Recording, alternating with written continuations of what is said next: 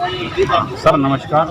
आज जैसा कि 1 रैंक 1 पेंशन को लेकर के इतना बड़ा आवाज़ को बुलंद किया जा रहा है और इतने सारे रिटायर्ड ऑफिसर आए हुए हैं, क्या वजह है जो आज ये मुद्दा उठाना पड़ा है और उसकी आगे जाके क्या प्रतिक्रिया रहेगी सर? मैं आपको बताना चाहता हूं कि 1962 में जब चाइना ने हमारे ऊपर अटैक किया, उस वक्त हमारा 3750 अफसर और सिपाही मारे गए। 20 अक्टूबर को उन्होंने अटैक किया। 26 अक्टूबर को जो प्रेसिडेंट थे हिंदुस्तान के, उन्होंने इमरजेंसी डिक्लेयर कर दी। 26 अक्टूबर 1962 जो कि 10 जनवरी 1968 तक चली। जब इनके पास शॉर्टेज ऑफ ऑफिसर थी तो इन्होंने 1963 में इमरजेंसी कमीशन कोर्स लागू किया। वो 2412 अफसर थे, इसी 1 से इसी 12 कोर्स चले। उन्होंने 1963 की लड़ाई लड़ी और जीती। अब हमें गवर्नमेंट को यह मालूम था कि पाकिस्तान जो लड़ाई हार चुका है वो दोबारा कोशिश तो जरूर करेगा। उन्होंने हमारा एप्लीकेशन फॉर्म का चार्टर बनाया, उसमें लिखा है अंडर पेंशन टर्म कि pension is under consideration. Pension का मतलब पेंशन होता ना कि ग्रेच्युटी।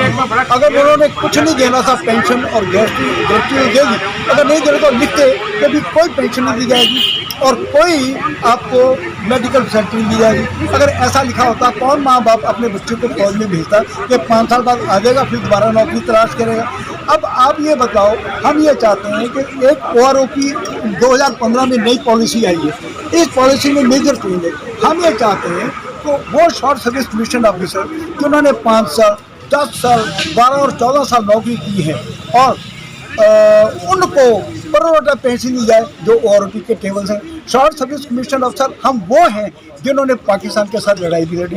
मुझे वो वाकया याद है जबकि मुझे यूनिट से तकरीबन 2 महीने पहले रात को ही उठा के भेज दिया गया था कि भी आप आगे जा रहे हैं, आप एम्यूनिशन का बंदोबस्त करेंगे। जब लड़ाई छिड़ी हुई थी 3 दिसंबर को, 5 दिसंबर को मैंने पाकिस्तान में एंटर किया और मैं पहला अफसर था, 2 और मेरे साथ अफसर थे जिनके पास 6 तोपें थी। हम पाकिस्तान में ये कोई रिटेलिएशन नहीं मिली और पूरा 10 मील के बाद जाने पर हमने अपनी तोपों को लगाया।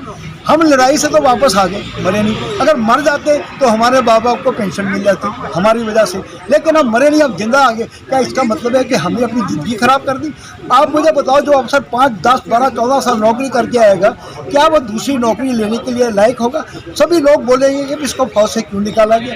अच्छा, बैंक लोन आपको मिल नहीं सकेगा, आपके ऊपर आपकी शादी होगी, आपके बच्चों का भार है, बच्चों की एजुकेशन का भार है, आपके ओल्ड माँ बाप का भार है, आपके पास घर नहीं है, कोई लोन देने के लिए तैयार नहीं है। तो क्या देश को ये नजर नहीं आता कि जिन लोगों ने अपना prime youth short service commission ये कब लागू है? ये उस वक्त लागू है जब गवर्नमेंट के ऊपर कैलेमिटी थी। तो हम मोदी से रिक्वेस्ट करना चाहते हैं कि जो ये नई पॉलिसी OROP की आई है, इसमें EC और शॉर्ट सर्विस कमीशन ऑफिसर्स को जितना साल उन्होंने नौकरी की है उसके हिसाब से जो टेबल बने हैं उनको पेंशन दे, ताकि वो डिग्निटी और देश के साथ जी सकें। सर एक सवाल है छोटा सा, जितने भी ऑफिसर्स आज आए हैं इस मुद्दे को लेकर के सारे ही वेल एजुकेटेड हैं, पढ़े लिखे हैं।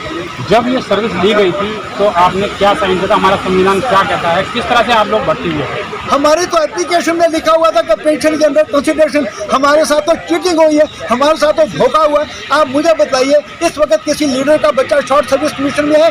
नहीं है। किसी ब्यूरोक्रेट IAS IPS का बच्चा शॉर्ट सर्विस कमीशन में है? नहीं है। क्या किसी जज का बेटा या किसी हाई कोर्ट या सुप्रीम कोर्ट के जज का बेटा है? नहीं है। बात यह है कि हम मिडिल क्लास के लोग हैं, हमने ये एप्लीकेशन में पढ़ा और ऐसा गवर्नमेंट वाइज होते गई। पहले तो लिखा पेंशन मिलेगी, बाद में लिख दिया कि 5 साल वाले को ग्रेच्युटी मिलेगी और 10 साल वाले के बारे में चुप हैं, ठीक है। पर हम चाहते हैं जब कोई भी इवेंट होता है उससे पहले उसका प्राइज अनाउंस किया जाता है कि जो भी मैच जीतेगा उसको 1 लाख रुपया इनाम मिलेगा या 51,000 इनाम मिलेंगे। जब हमारे चार्टर में लिखा हुआ है इन कोर्स स्टार्ट होने से पहले कि पेंशन ही अंडर कंसिडरेशन, पेंशन का मीना पेंशन होता है, ग्रेच्युटी नहीं होता, तो हमें चाहिए पेंशन जो कि नहीं देगी। और अब जो OROP टेबल्स हैं उनके अंदर उस पॉलिसी में ऐसे अफसर को लिया जाए और हमारे को पेंशन दी है जिसने जितनी सर्विस की है। हम ऐसा नहीं चाहते कि हमारे को अगर 5 साल की नौकरी की है फुल पेंशन दे दो। वी आर जेंटलमैन, हम बहुत सब तरीके से आज यहाँ पे इकट्ठे हुए हैं। हमारी सिर्फ हिंदुस्तान की गवर्नमेंट से रिक्वेस्ट है, जो गलतियाँ प्रीवियस गवर्नमेंट ने की है उसको आप रेक्टिफाई करो।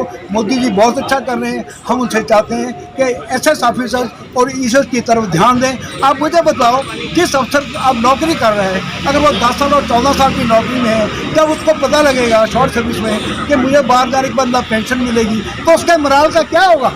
अगर आप उनके भाई हो, आप समझो वो आपके ऊपर भार बन जाएंगे जब 10, 12, 14 साल के बाद आएंगे। अब आप उनके बच्चों के लिए भी और अपने भाइयों के लिए भी वो भार बन जाएंगे। तो हमारी ये रिक्वेस्ट है कि जब एक क्लास बन चुकी है एसएस ऑफिसर, इनको बराबर किया जाए।